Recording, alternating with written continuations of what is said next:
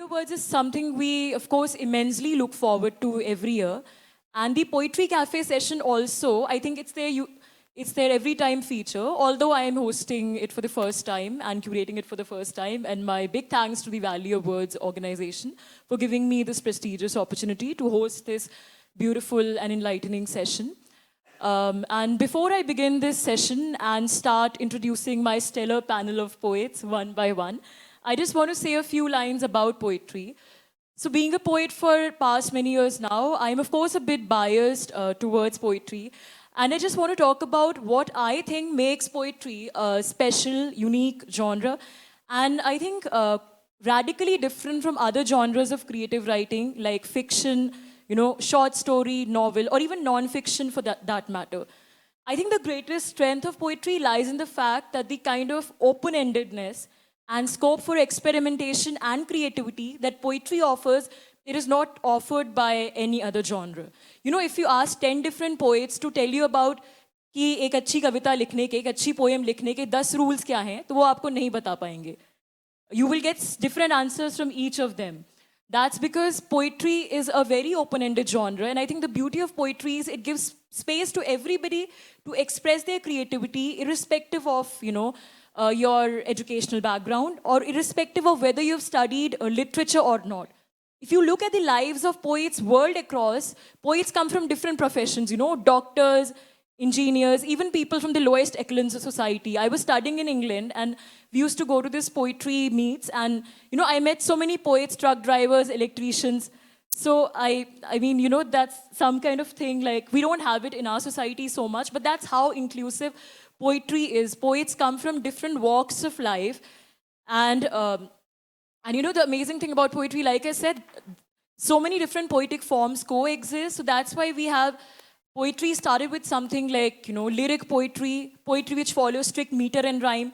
Then it shifted to free verse, which is the format most of us write in today. And then we have so many other experimental formats emerging now, like the spoken word poetry, which you see mostly on YouTube poetry videos, where it's mostly written in very plain, simple language and very prosaic language, like day-to-day, everyday talking about different topical issues, be it politics or, politics, life, any controversial so-called taboo issues are also explored through poetry. Then we also have prose poems.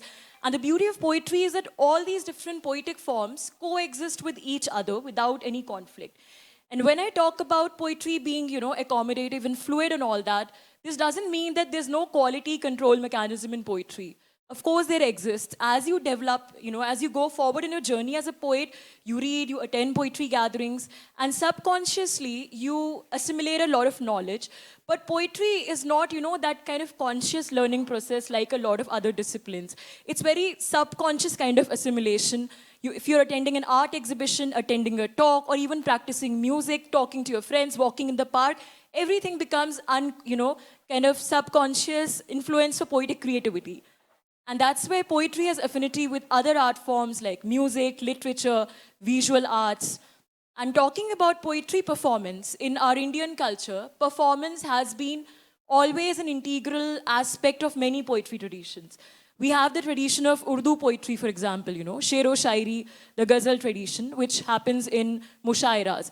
Now, in those gatherings, nobody has a piece of paper and nobody reads from a script. They improvise as they go along, They listen to each other, they improvise, they invent like verse on the spot.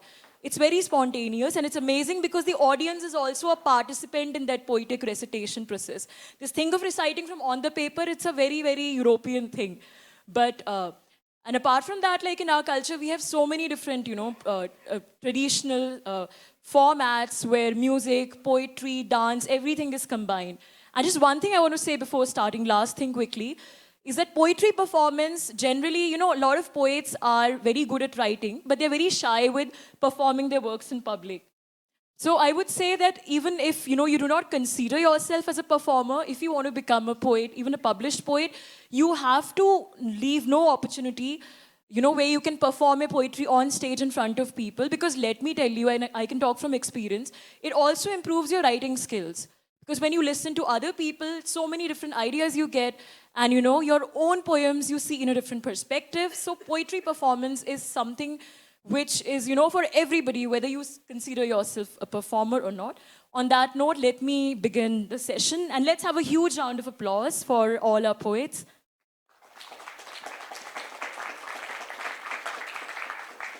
Thank you so much, guys. So my first poet for the evening is Samridhi Juyal, who's sitting next to me. Samridhi is a student, finally a student of English Honours at Ghosh University. And she wrote her first poem when she was just 10 years old. And she realized her true passion lies with words.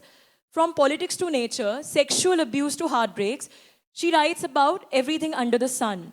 And when Samridhi is not writing existentialist poetry or staring into nothingness, you'll find her curled up in a corner of her room with a cup of tea. So we know how to treat Samridhi. She's very fond of tea. So guys, a huge round of applause for Samridhi Juyal, please.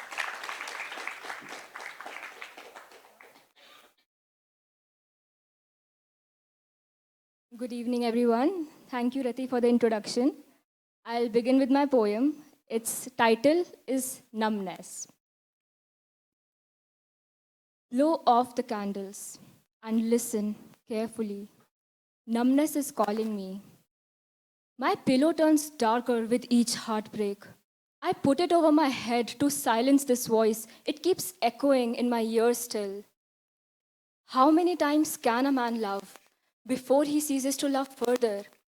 I am not the one to say, for I am guilty of turning loved ones into strangers for the sake of unreal dreams. My heart, that reeks with the odor of fiend sentiments, is not whole enough to believe in love again. Everyone keeps staring at me, yet I refuse to be felt seen by the world. I keep rambling on in vacuum and drown in shallow waters. I'm in a state of free fall, with nothing to hold on to. I'm falling like the weakest petal in pre-dusk breeze, falling like rain, the music to my melancholy. Realism pricks more than railroads on my wrists, and with every answer my existence demands, hope bleeds out. Hope is drifting like a helium balloon from a child's loose grip, and sounds like an ambulance's siren that is stuck in traffic. I will lend you my fears and let not belonging find them. I'm intoxicated with the fear of not being transparent anymore, and every word has begun to sound like a prayer.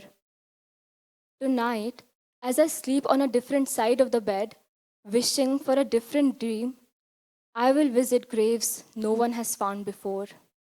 Light the candles once again. Numbness is calling, and I must go. Thank you. That was indeed beautiful, Samridhi. So we saw how, different emotions of a poet play out and so many different things happening in one poem, which I think is technically not possible with other genre. So many different things playing out in such a short span of words. And if I may take the liberty now of changing the order, can I ask Vrinda to read her poem? So let me introduce Vrinda. Vrinda Rattan. Vrinda is born and brought up in Meerut, Uttar Pradesh, and currently pursuing B Honours English Literature from Ghosh University. And believing in the power of words, Vrinda tries to utilize her skills in voicing complex feelings. So guys, a huge round of applause for Vrinda Rattan. Hello, good evening, everyone. So, I haven't given a title to my poem because I didn't want it to confine it within a particular feeling. I hope my words reach out to you. It was just a blink before when I thought the stars were lights, just like in those watchtowers. And now, they're a mixture of gaseous elements from that chemistry book of ours. It was just a blink before when this house felt like a castle where we used to play hide and seek, so vast and like a maze. We got lost in it, away from the hassle. It's still the same size, older than me in age. I grew up, it didn't. Probably why it feels like a cage. It was just a blink before when I screamed in my dream, so scared of the night I couldn't fall asleep. Now I often find myself sitting alone in the dark, 'cause darkness is the only one that embraces me when I weep. It feels like a blink before when the only pain I knew was when I scraped my knees while trying tricks anew. The definition of pain now surpasses physicality. Every moment so blur. What even is reality? And it was just a blink before when I closed my eyes to pray, when the world made me believe there's a God to save the day. Now, when I close my eyes, I'm usually on the ledge. I do it to recall the faces who need me, because that's the only thing making me stay. It was just a blink before when life and death were so obscure. And now all I tell myself is, it's okay, dear, just a day more. Thank you.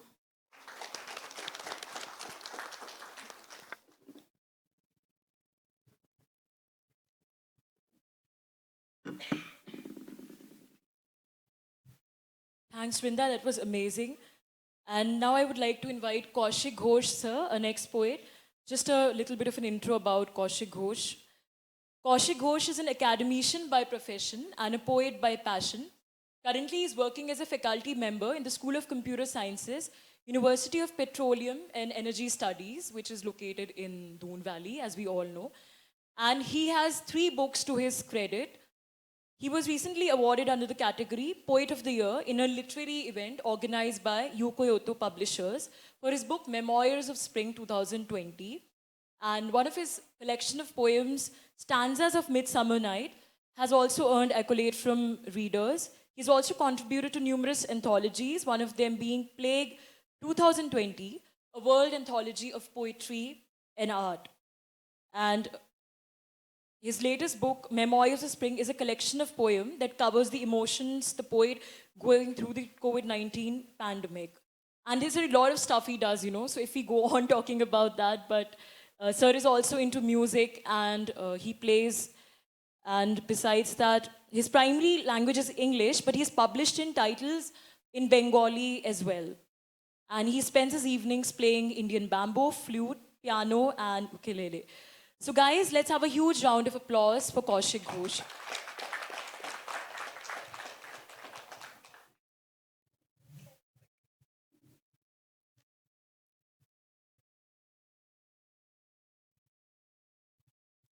First of all, thank you to the organizers for having us here. The title of the poem is The Wanderer and the Tree. A weary wanderer, here I come, looking for shelter under the sun. Won't you spare a stretch of your shed? The sun is up, and it's long before it fades. Looking for solace all this time, found your shed, serene and sublime. Will you spare a patch of this shed? The sun is high enough, and it's long before it fades. I won't be here forever, you know. Till then, will you keep away the rain and snow? I'll be lying still beneath the grass blades. The sun is still high, and it will take long to fade. And when my foot soles will hurt no more, I'll move on. I'll move on for sure.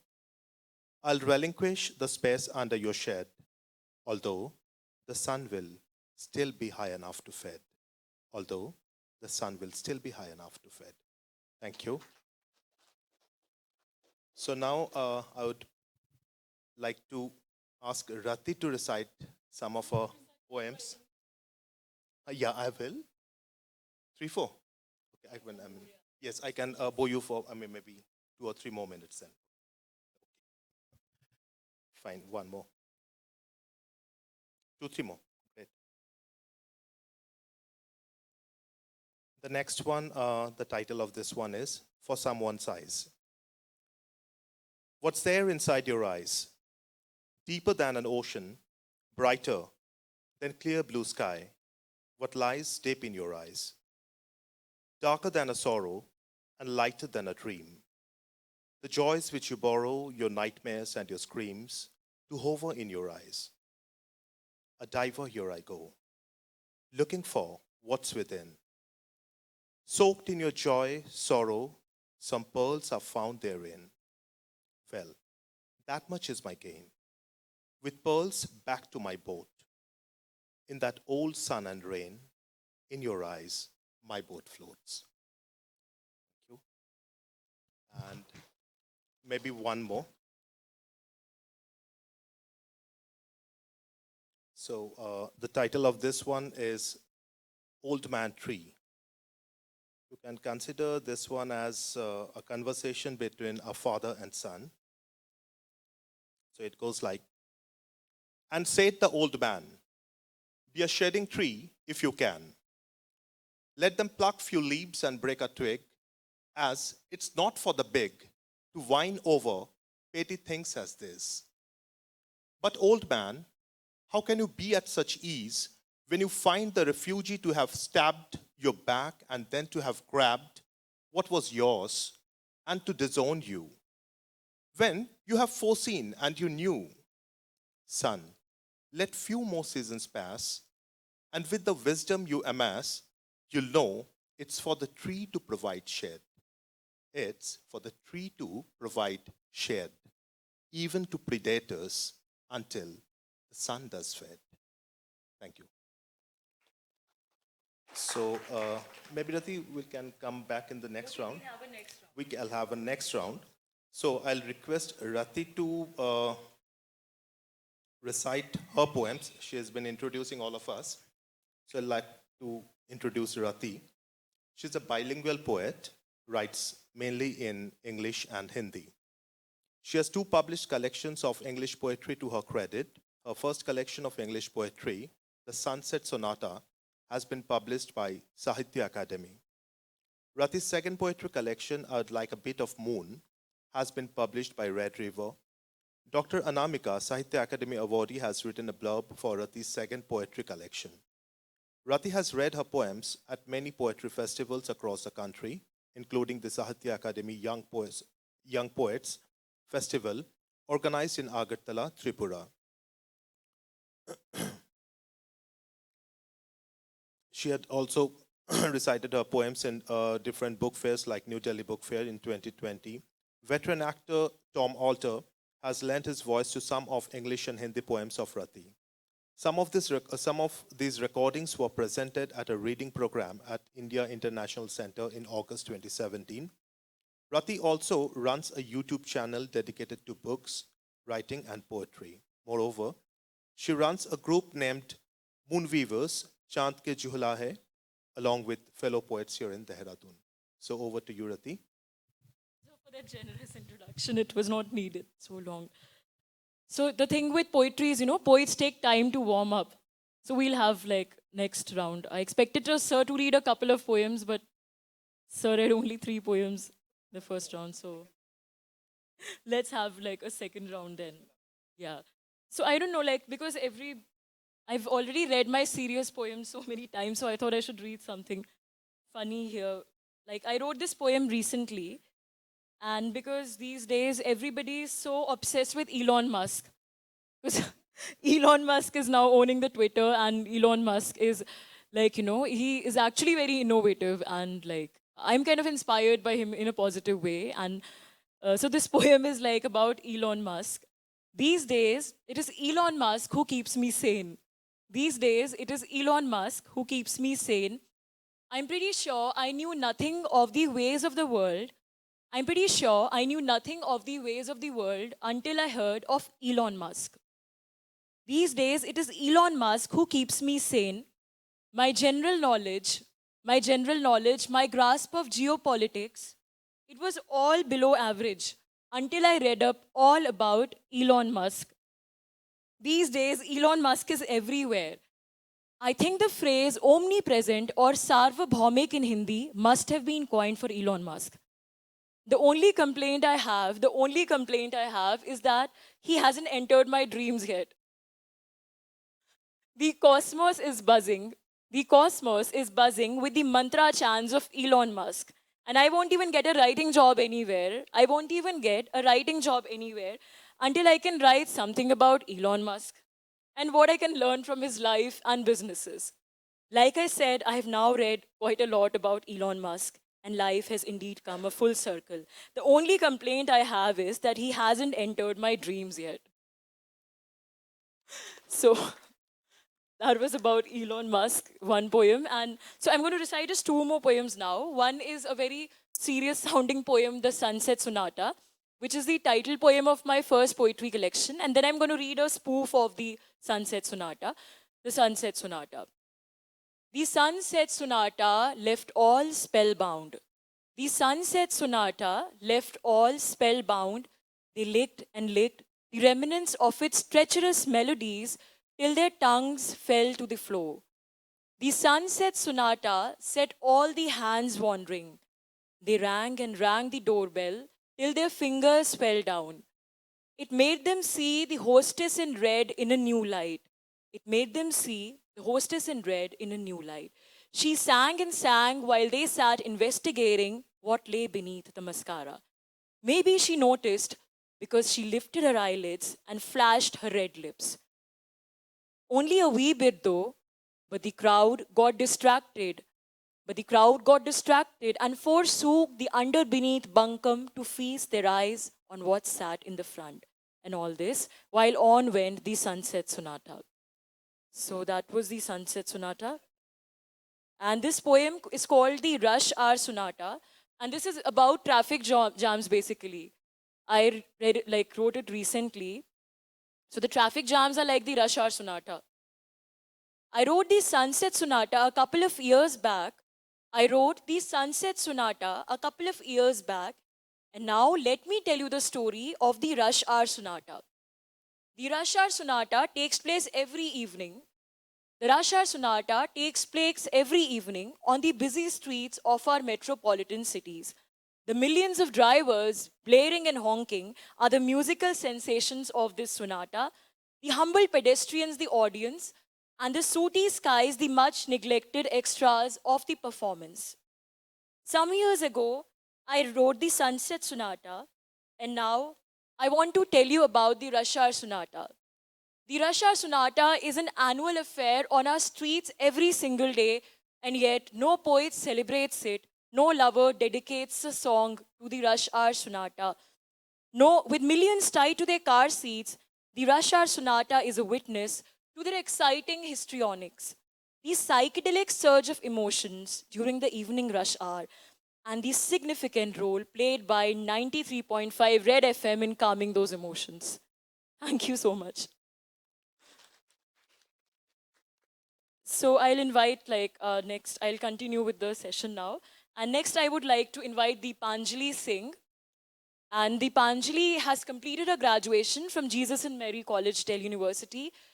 She has a master's degree in English, diploma in business administration from Australia, and also a diploma in mass communications.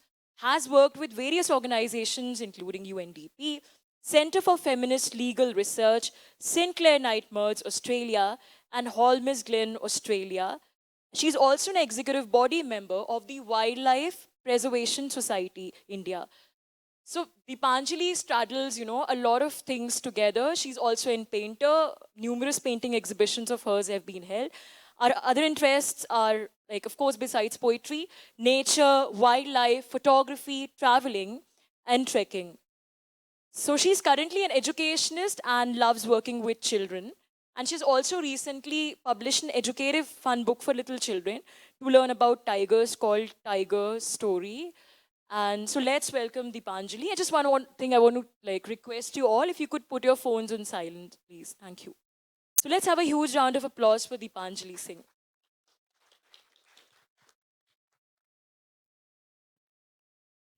Good evening, everyone. My poem that I'm reciting now, Dreams, it talks about not dreams that we have at night, but dreams that keep developing inside us, like a dream to travel, a dream to be someone, a dream to do something. So I talk about those, and I'm talking about the thoughts that keep coming in our mind with those dreams, and then finally those dreams actually become a thought, and how that becomes a reality. Dreams. Dreams float into my eyes. Dreams so untrue in open eyes. streams of stories for free. They say dreams never come true, but when a dream turns and churns into a thought. Dreams float into my eyes to spin a web in my heart, to come true, to come home, to become reality. So dreams float into my eyes to spin a web in my heart. It often comes to heart, dreams that turn into thought and sit within our heart. These dreams then come true, for true dreams become reality. Reality becomes heart, and heart often churns dreams. Dreams float into my eyes to spin a web in my heart, to come true, to come home, to become reality. So dreams float into my eyes to spin a web in my heart.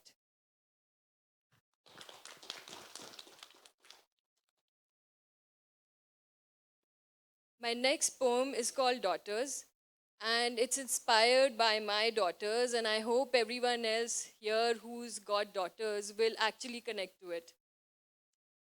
Daughters. Daughters are the little heartbeats. They are sweeter than little treats. They warm your heart more than 1,000 suns. They shine brighter than 1,000 moons. Shinier and brighter than the stars.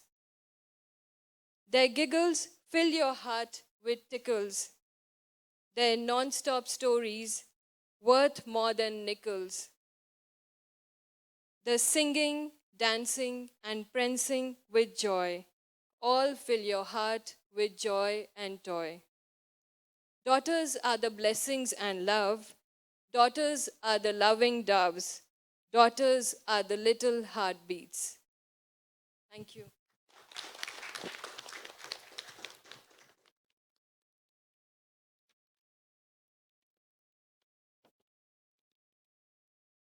The next one is about the sky falling in love with the earth. From a balcony, we can actually see the Mussoorie mountains. And one evening, I was standing there and I looked at the sky. It was a beautiful evening, and slowly the sunset started taking place. And there was a beautiful orange color that came, and the whole sky was orange. After some time, it turned a little purple, and then slowly the stars came out, and the night took over. So the poem is called Sky Fell in Love with the Earth. When the sky saw the earth, it felt like a new birth. It felt like a new birth. He expressed his heart's flutter with a bright sun. He spotlighted her with the light of the moon. The clouds came down and kissed the earth. The earth blushed and sun turned a crimson red. The sky turned into an orange sea. The sky turned into an orange sea. The stars slowly came out to defend the earth's honor. But the earth stopped them, for she also fell in love with the sky. She expressed this love with reflections of the sun, the stars, the sun in its waters. So when the sky fell in love with the earth, it felt like a new birth. Thank you. That was so beautiful, I think, the sky falling in love with the earth. That's a special thing about poetry. It's somewhere between imagination and reality, dreams and reality, that poetry is there.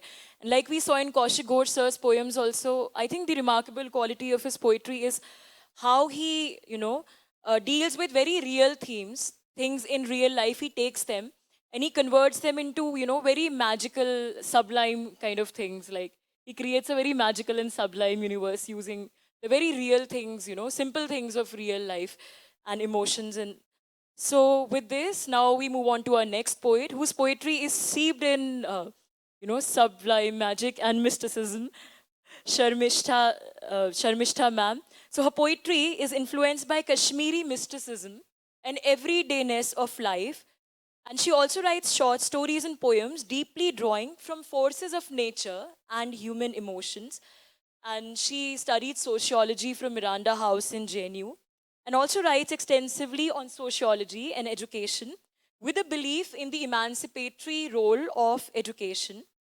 Her first book has been recently published, poetry book. It's titled Endless Longings, Journey of a Kashmiri Girl. Oh, okay, sorry. Was based, I'm so sorry. This is not a poetry book. This is some other book. Yeah, narrative. Endless Longings, Journey of a Kashmiri Girl was based on themes of conflict, disposition, and resilience. And her poetry collection that has been recently published by Writers Workshop, Kolkata, is Resurrection. And so she's been working as a civil servant since 2003 and presently posted at Dehradun. So with that, we let's welcome Sharmishtha ji, and a huge round of applause for Sharmishtha.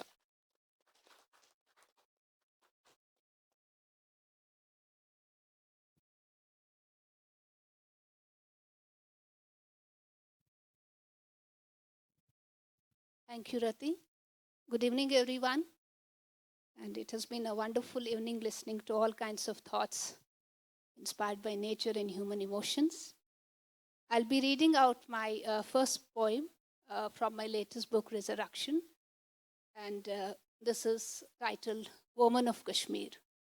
And I would just like to briefly talk about the three mystic great poets of Kashmir whose name will figure out Nadimji, Haba Khatun, and Laleshwari or Laldet we call fondly as.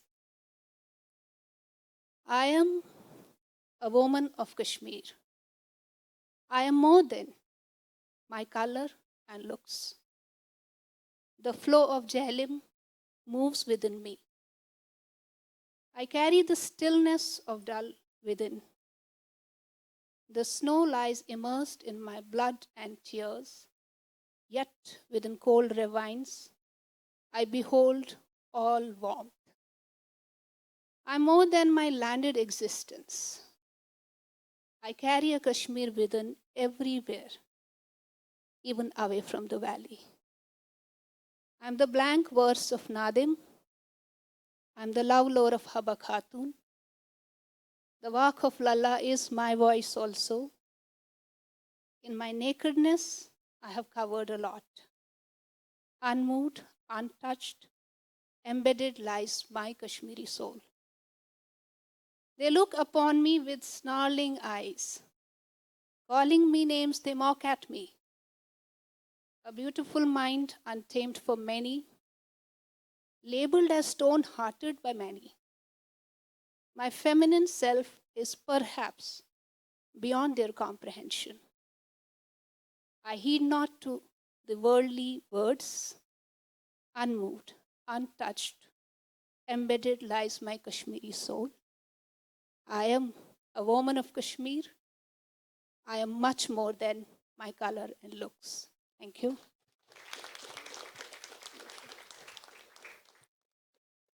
So, we were speaking about hills and getting inspired from mountains. So, when in Dehradun, you have to be inspired by mountains. The valley is so beautiful. So, my poem is about those hills uphill.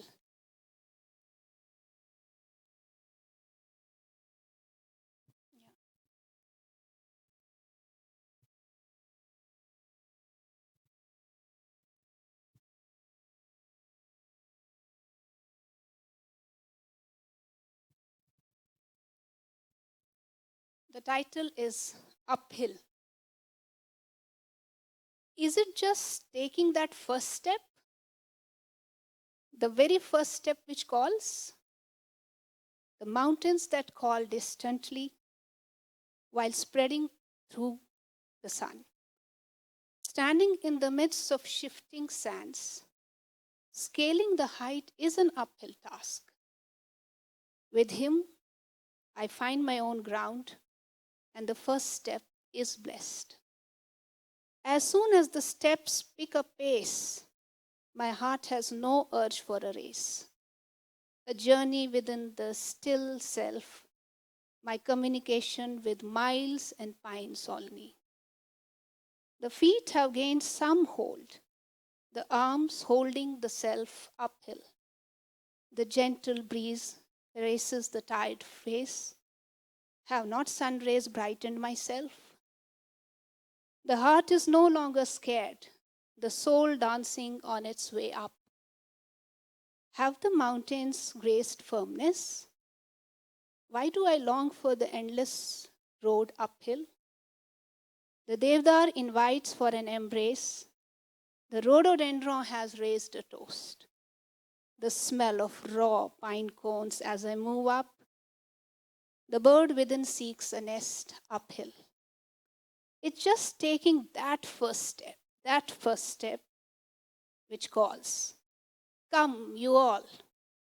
The gathering of seekers certainly rests uphill. Thank you.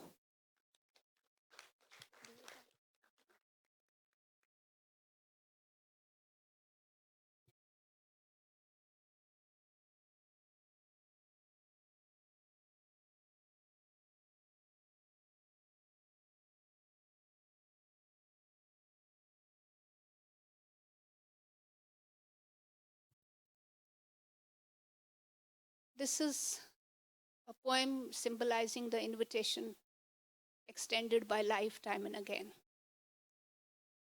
The title is Invitation.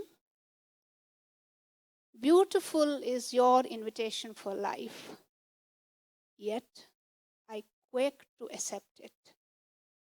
The grand feast which he has set, can my tired self be a party to?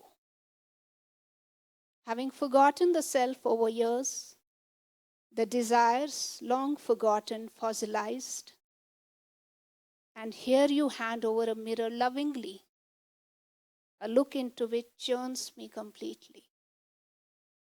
I have run out of flavor for self. The body, soul, mind gathers itself. The invitation for life beckons me as you invoke all flavors and blessings. To sit, to eat, to pray, to sing will call for losing self in the feast. What is lost?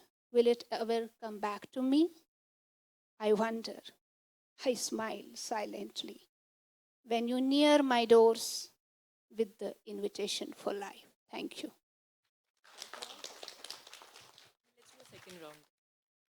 Thank you so much, ma'am. I think this poetry has so much of depth. It's something that needs to be read on paper, you know. And it's not something that listening you can appreciate the full beauty of it. And so it's kind of funny, like, I'm not used to sitting for such a long time because being from a journalism background, I'm used to moving around. But we are sitting here and like, I'm mostly surrounded by professors and students. So it's even more intimidating surrounded by so many professors. And yeah, so next poet for the evening is Lakshika Bajaj, who is born in Saranpur, brought up in Dehradun, currently pursuing BA from DAV PG College and schooling she has completed from Scholars Home, same as me. And Lakshika has keen interest in Sufi music and poetry. In her spare time, she tries to frame her feelings and thoughts in form of poetry. And Lakshika is also, by the way, a volunteer for the Valley of Words Festival. So she's been doing a lot of work, hard work day and night. So guys, a huge round of applause for Lakshika.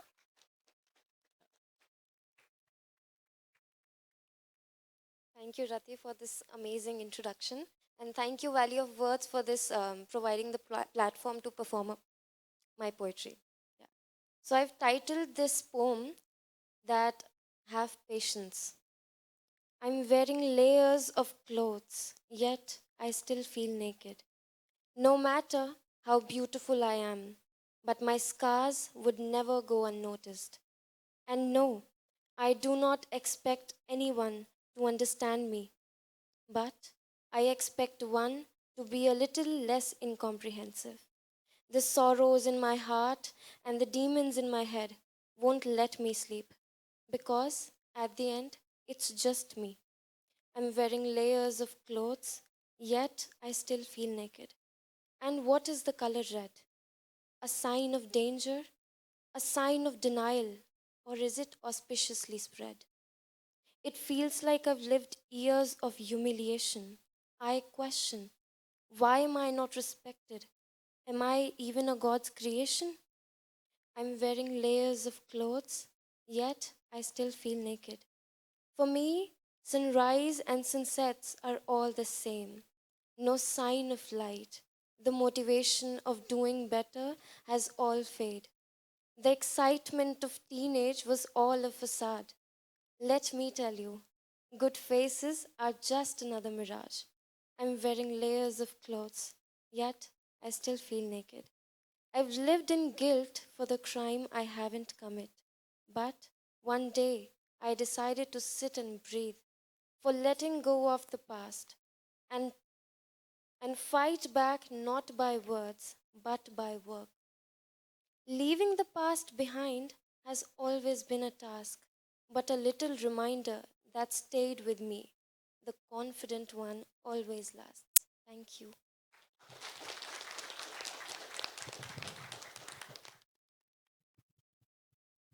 Thank you so much, Lakshika. Now, our next poet for the evening is Bitopi Dutta, who again come from the academic world. Bitopi is an assistant professor at the University of Petroleum Studies, has been an Irish Research Council awardee scholar by the Government of Ireland, a visiting fellow at the University of Melbourne, and she has 4 books on displacement studies to her authorship. She writes poetry in English. For Bitopi, poetry is a catharsis, the only space where she finds herself while feeling lost everywhere else. And Bitopi is also a filmmaker, by the way, and has a production house called Vortex Films, whose first feature film production won the National Film Award in 2021. She's also one of the pioneers of the queer movement in Northeast India and was the co-organizer of the first Queer Pride Walk in Assam in 2014. So guys, a huge round of applause for Bitopi. Thank you. That was quite a long one, but thank you. It's been pretty amazing listening to all the poets. I'm going to read this one today here, and I have never read this one ever before, except for myself. So it's more about it's on resilience, but then also when you're too strong, something happens, and then you break down, and then you again resurrect, and then you break down, and again you resurrect. So it's a lot of resilience, but also the good news is that you can survive through it. But probably the bad news is that sometimes you question yourself, when will this end? So I tried to write something on it. I'm going to read it out. I'm pretty nervous actually, but then yeah, it's been tried. It's called It Could Be the Biggest Bondage, or It Could Be Nirvana. If I could, I would smash my heart into gunpowder. Or say, if I could take all those bullets at once, or drink all of it in a gulp. See if it would create or it would cleanse.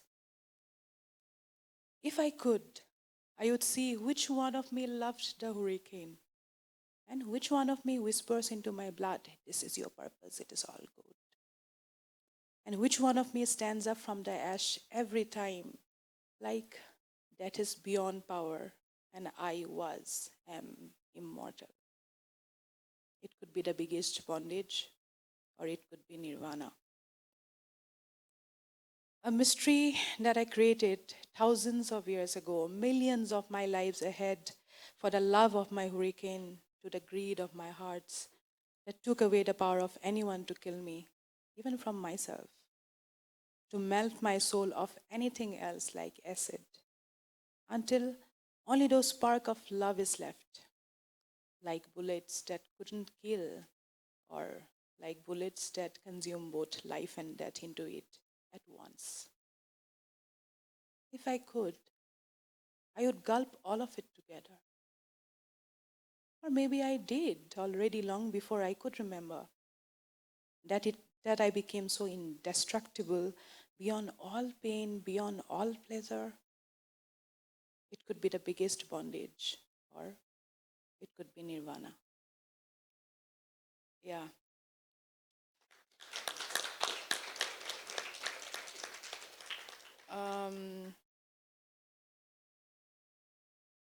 Yeah, one.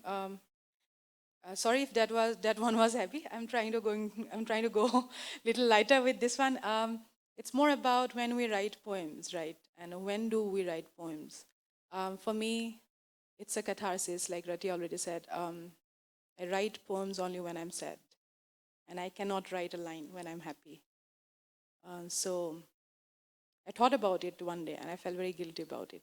You know, it's like, and I tried to write. I tried to write about it. It doesn't. This poem does not have a title, so it goes like this.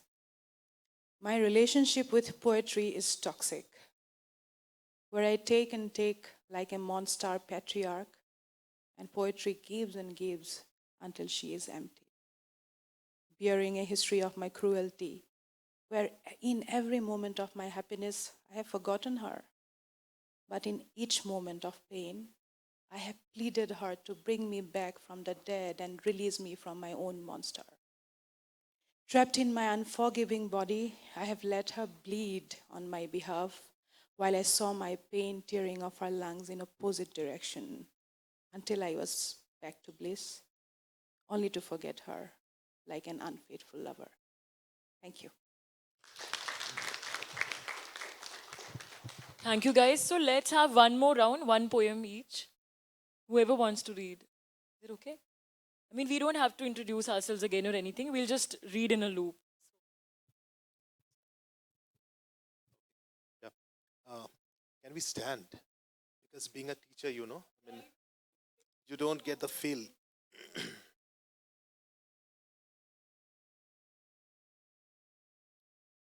We can stand, huh? Fine, just a minute.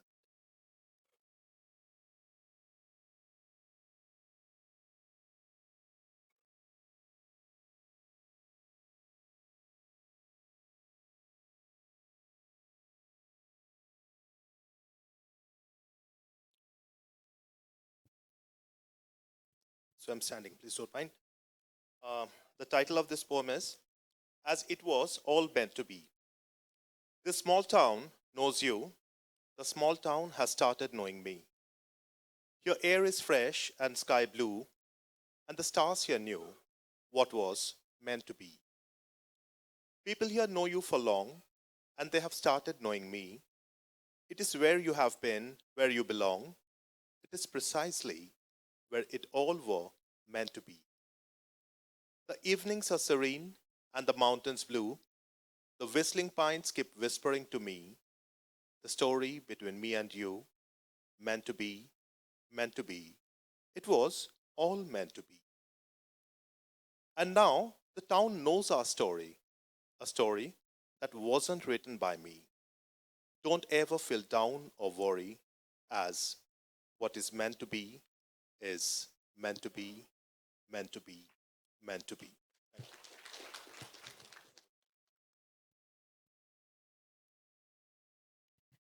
My next one is a very short one. It says sniff of flowers. Sniff of flowers. A sniff of flowers adds whiff of superpowers. It lifts my heart to see the rainbow showers. Sniff of flowers makes me climb the happiness star.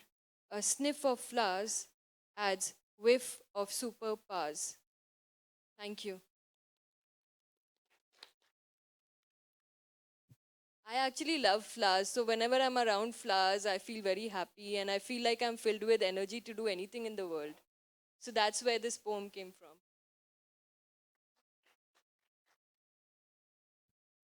It is a super.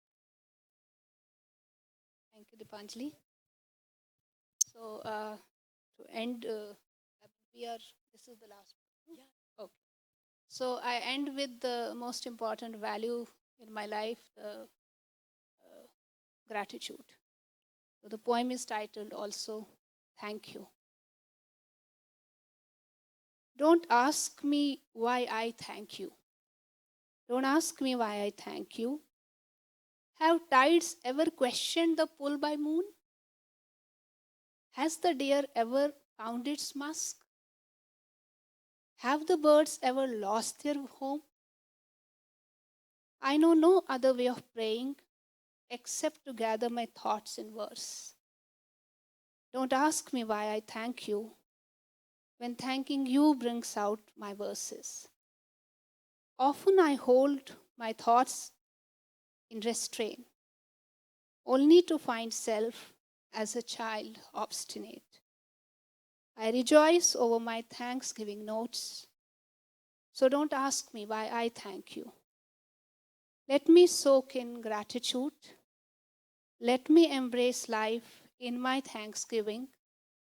Let me find us in gratitude. Don't ever ask me why I thank you. A very big thank you for listening. Thank you.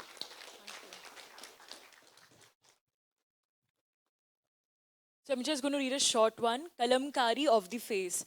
Kalamkari is an Urdu word which is basically calligraphy. It's a writing style and like a craft form, like on wood also you do. So kalamkari of the face. Chasing rapid mirrors of another lifetime. Chasing rapid mirrors of another lifetime. Shadows and tapestries of many beings in progress, being drilled into the kalamkari of the face. And body always in progress. And body always in progress, works in progress. How do we read or write or paint or feel or put to music many melting moons in the lake? How do we read or write or paint or feel or put to music many melting moons in the lake? Maybe just close our eyes and take a leap of faith. That is it. Thank you.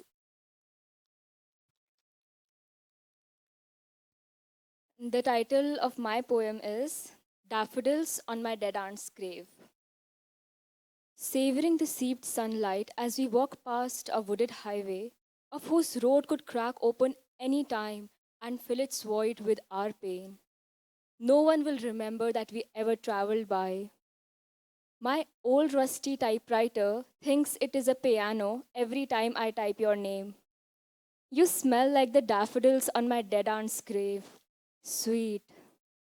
But the only sweet that you knew of was the candy your mother's lover gave you before forcing himself down your throat. Shh, I don't like the blues.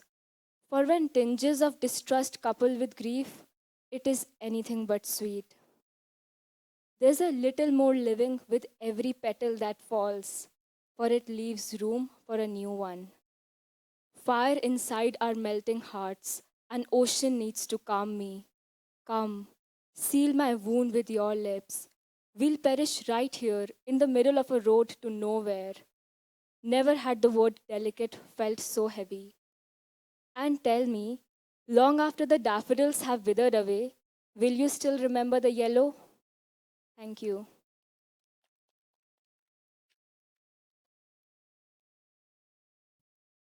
Good evening, everyone. The title of my poem is Pieces.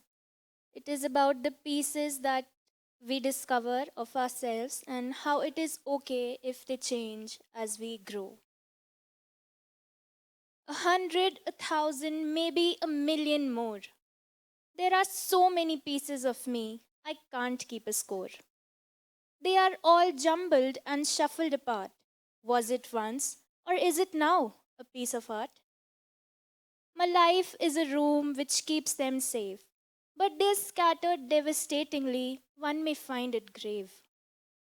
Some laying in the open for you to explore, some hiding in the dark, wishing to be engulfed by the floor. Some are in good shape, clear edges, and a polished shine.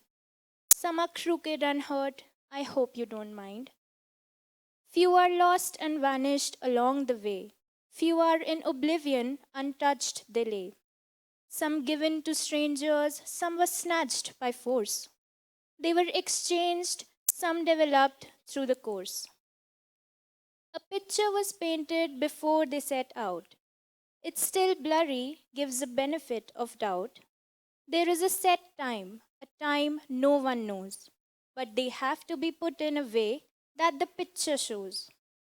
As I try to lift them up, being the air in the room, each time a different picture in my mind begins to bloom. Would I be a sinner if I repaint the door? After all, the room would be the same within its core. When the last grain of sand indicates the end, would it really matter how the picture was bent? There are 100, 1,000, maybe a million more. But it's all me, only me. A piece of me, each piece bore. Thank you.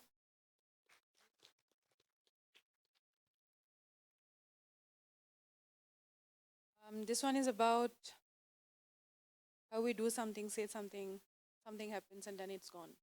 Like this hour has gone. And the moment it's gone, it's like it's gone. You cannot get it back. Did it happen? Did it not? It did. Maybe it didn't, right? Could be a good question to ask. And this is something that this poem is about. I don't really know. It's called Who Am I? Who Are You? I don't know anything anymore of where I came from and where I will go, of where I belong, of how days come and go, of what is light and what is darkness. All of my life that I've lived was hanging by a mystery thread, and the moment I felt it, it too disappeared like a soft blow of smoke. Now I feel it never existed, exactly like how I no longer know time, of where my past vanished, or what is the place that future occurs. I look into everything and everyone that I love and I ask, where do you throb in me when everything is disappearing? As if this moment that I am now when I'm writing, now when I'm reading this, now when I cry or now when I see, is all that I know. Yet this moment too vanished without a trace, and I'm left to surprise as if it was never there.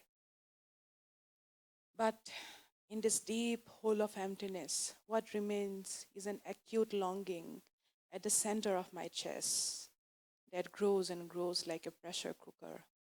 It feels like a metamorphosis will explode and consume me into everything that doesn't exist. So funny that when I sign off now, I feel I never read this poetry. Who am I? Who are you?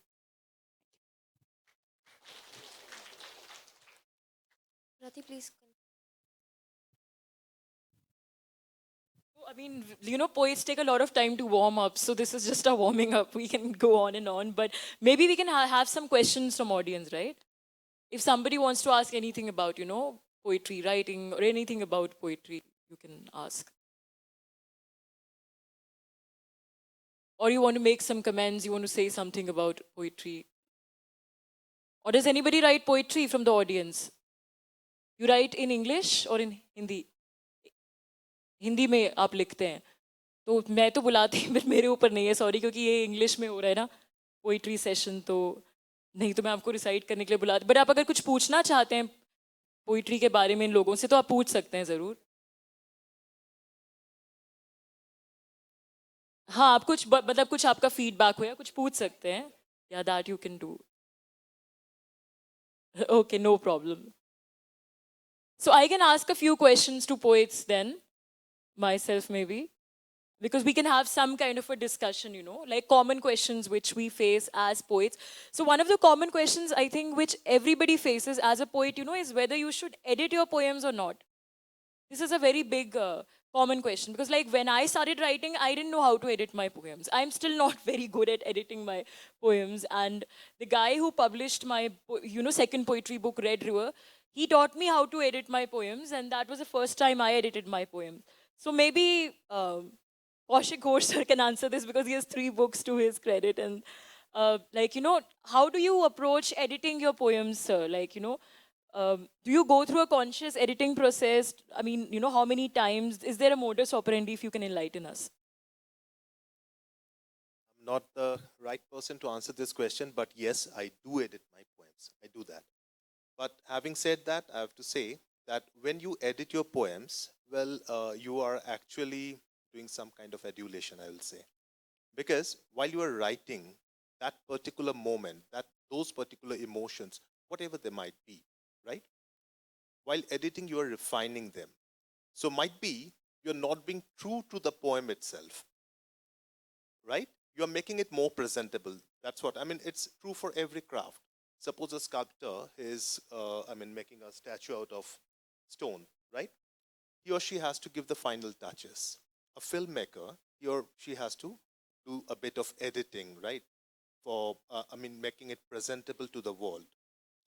Same is both true and not true for poetry. This is what I feel. I mean, true for poetry because it's a form of art. Yes, it's a form of art. So while before making it more presentable, है ना, मतलब घर में रहता तो शायद shorts पहन के बैठा रहता, अभी थोड़ा कंटेंट के आया हूँ, right? So that's what it is. But then with poetry, the point is it's about the instantaneous emotion, as Bitopi said. It's more about the instantaneous emotion.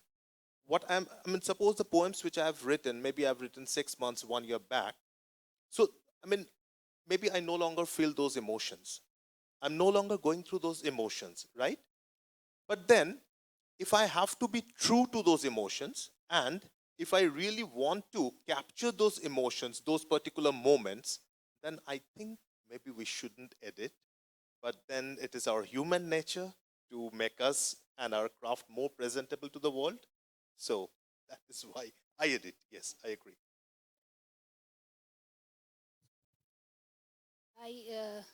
I do agree because, poetry is just expression of emotion. And I actually, this is a kind of, existential kind of crisis every poet faces, when somebody tells you if some editing is to be done, you really never feel like editing a poem.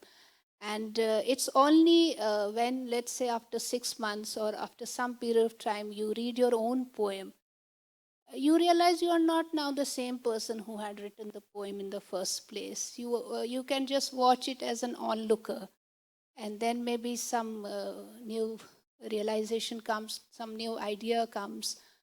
But certainly, editing a poem, a poet would not have a heart to do that, mostly. So anybody else wants to add to this?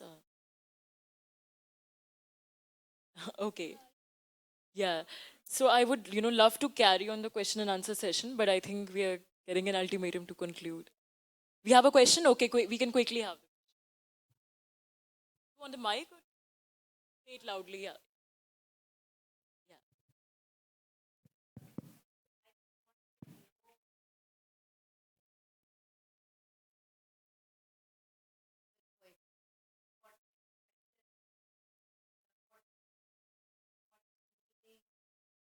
And what enthusiasm does your this hobby or profession gives? Wow, that will be quite long, I think, if each of us starts saying something about. Any one of you. But Okay, maybe one or two people can say, right? Yes, So yes, anybody sure. can say, yeah.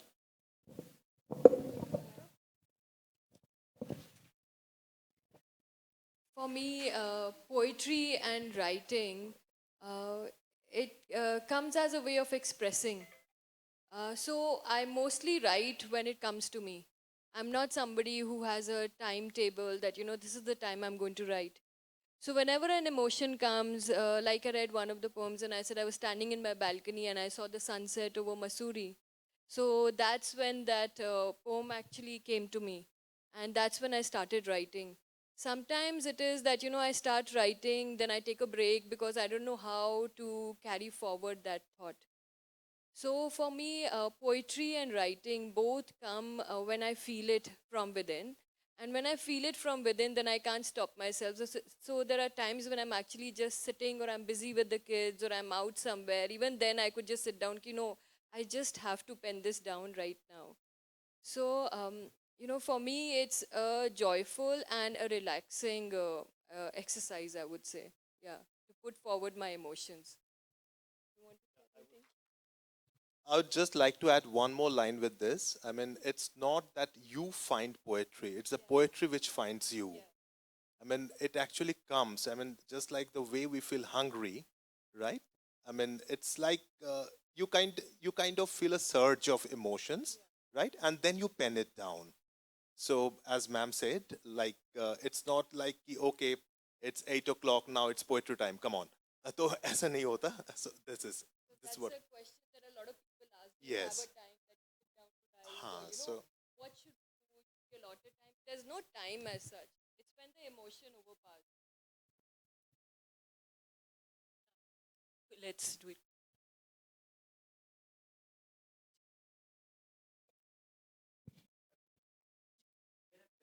या दूसरी मैंने कोई और भाषा में लिखने की कोशिश नहीं की है अलावा कि डायलेक्ट के, उत्तराखंडी डायलेक्ट के, क्योंकि मैं उस डायलेक्ट में सोचता हूँ, हिंदी में भी सोचता हूँ, तो मैं लिख पाता हूँ। आप लोग इंग्लिश में लिखते हो, हाँ, हिंदी में भी लिखते हो, मतलब आप लोग इंग्लिश में भी लिखा है ना, तो जब आप इंग्लिश में लिखते हो तो जो थॉट प्रोसेस होता है लैंग्वेज, तो वो कन्वर्ट करते हो आप लोग, या वो थॉट ओरिजिनली इंग्लिश में रहता है? जैसे आपने बोला कि आप हिंदी लिखते हैं, मैं आपको बताऊं मेरी स्ट्रॉन्ग पॉइंट इंग्लिश है। तो बट मैं आप सरप्राइज्ड होंगे जब मैं पोइट्री लिखती हूँ मैं हिंदी में लिखती हूँ, और वो हिंदी के वर्ड्स कैसे आते हैं दिमाग में वो मुझे खुद भी नहीं पता, पर वो पोइट्री बन जाती है और उसमें सारी चीज़ें राइट हो जाती हैं। मतलब मेरे वर्ड्स भी करेक्ट होंगे, वो एक साथ भी जाएंगे। तो हिंदी वाला मैं हिंदी में सोच के ही लिखती हूँ, पर जब इंग्लिश लिखती हूँ तो वो ज़्यादातर इंग्लिश में ही थॉट आता है। बिकॉज एक जो फ्लो होता है ना पोइट्री का या एक किसी भी राइटिंग का, वो आप उस लैंग्वेज में सोचकर ही लिख पाते हैं, क्योंकि सर्टेन वर्ड्स आप हिंदी में जस्टिफाई कर सकते हैं पर आप इंग्लिश में नहीं कर पाते। सो वो लैंग्वेज के ऊपर है, and it's better to think in that language and write. Like I said कि आप जैसे बोल रहे हैं कि आप हिंदी में you know you right, I right mostly in English, पर हिंदी में पोइट्री हो जाती है। Then we'll conclude. I'll just quickly add something कि मैं क्योंकि दोनों भाषाओं में लिखती हूँ, हिंदी में और अंग्रेजी में, तो ये एक बड़ी अजीब सी चीज़ है। जैसे कुछ कविताएं जो मैं हिंदी में लिखती हूँ, वो कुछ सब्जेक्ट्स, कुछ बातें आती हैं वो इंग्लिश में नहीं आ पाती, और कुछ जो इंग्लिश में आती हैं वो मैं हिंदी में नहीं लिख पाती। तो मेरे को लगता है थॉट प्रोसेस शायद उसी लैंग्वेज का चलता है, उसी भाषा का जिसमें आप लिखते हैं। अब अंदर ही अंदर कुछ गड़बड़ होता है, तो ये तो बहुत एक मनोवैज्ञानिक सा प्रश्न है, लेकिन मुझे लगता है कि उसी भाषा का थॉट प्रोसेस चलता है। क्योंकि कुछ चीज़ें मैं हिंदी में ही लिख पाती हूँ, कुछ कविताएं जैसे मैं सामाजिक मुद्दों पर जब कविताएं लिखती हूँ तो वो इंग्लिश में नहीं आती निकल के, वो हिंदी में ही आती हैं। शायद इसलिए क्योंकि हमारे आसपास का जो परिवेश है, जो चीज़ें हैं वो हिंदी से ही जुड़ी हुई हैं, तो वो उसमें आती हैं। और कुछ कुछ कविताएं मैं लिखती हूँ कुछ नई नई चीज़ों के बारे में सोच के, तो वो मैं इंग्लिश में ही लिख पाती हूँ। तो आई थिंक भाषा का आपके साथ जो सामाजिक जिसको कहते हैं जो सरोकार जुड़ा है, जो आपका सोशल रिलेशन जिसे कहते हैं अंग्रेजी में भाषा के साथ है, उससे आपकी एक थॉट प्रोसेस उस पर फर्क पड़ता है, जो कि आप भी कह रहे हैं। जी मैम एक और चीज़, सबसे मेरा एक क्वेश्चन ये भी है कि जब हम लिखते हैं तो एक मूड पोएट्री होता है कि हम कुछ सोच रहे हैं, तो उसी वो उसमें जो सेंट्रल पॉइंट होता है वो हमारी खुद का थॉट होता है, राइट, और उसको हम पेन डाउन करते हैं पोएट्री में, वो अपने से कनेक्ट करके, राइट। लेकिन जो हमारे ये यंगस्टर्स में जो मेरे दोस्त लोग हैं जो भी पोएट्री लेखन करते हैं, उन सब में मैंने देखा है ये चीज़।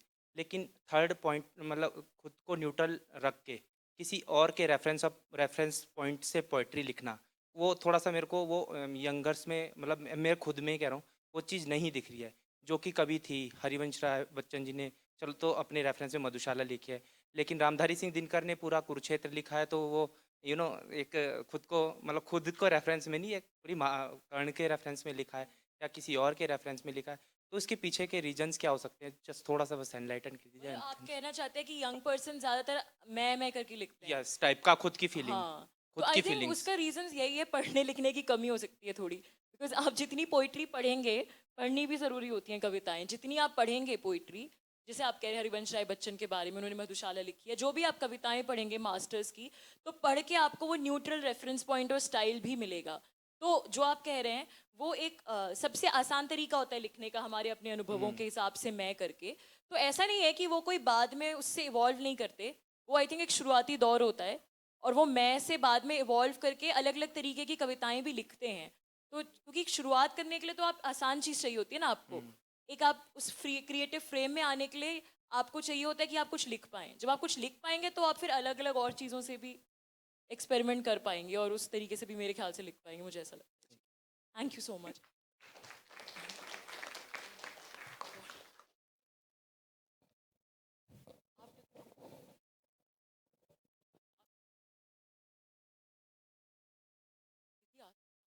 So, okay, thank you guys. Thank you so much.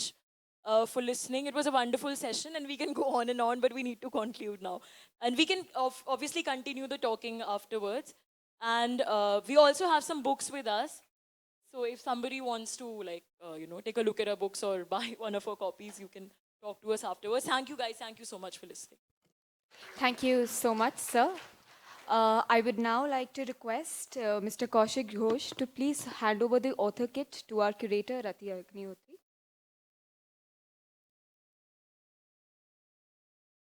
A huge round of applause for Ms. Rati.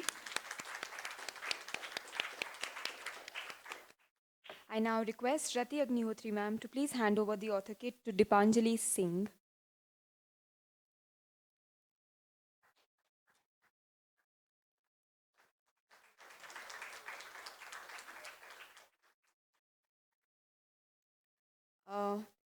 Rati Agnihotri ma'am, please do the honors and present the author kit to Miss Bitopi Dutta.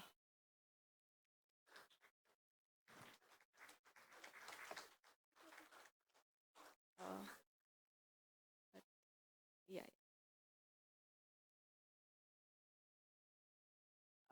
Next up is Miss Sharmishtha. I now request Ma'am Rati to please present the author kit to Ma'am Sharmishtha.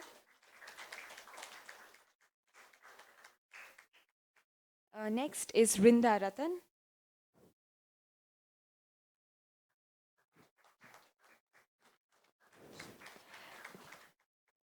Lakshika Bajaj.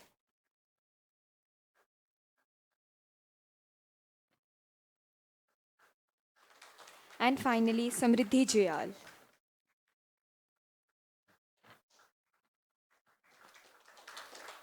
Thank you so much, Rati ma'am, and thank you so much to this beautiful panel. I mean, I myself am a lover of poetry, right? Not very good at it. Definitely, I think no poet would think that their poetries are up to mark. That's something that we all sort of suffer from. But yes, I think we all had a very beautiful session here, the Poetry Cafe. I hope you all enjoyed. And this was the conclusion of the Value of Words Day 1 in the Words Hall. Thank you so much for joining us, and we would love to see you tomorrow as well, Day 2. You may have a look at the Value of Words schedule. Check out the sessions which you would like to attend, and we'd love to see you tomorrow as well. Thank you so much to the panel, and thank you so much to the audience as well. Thank you.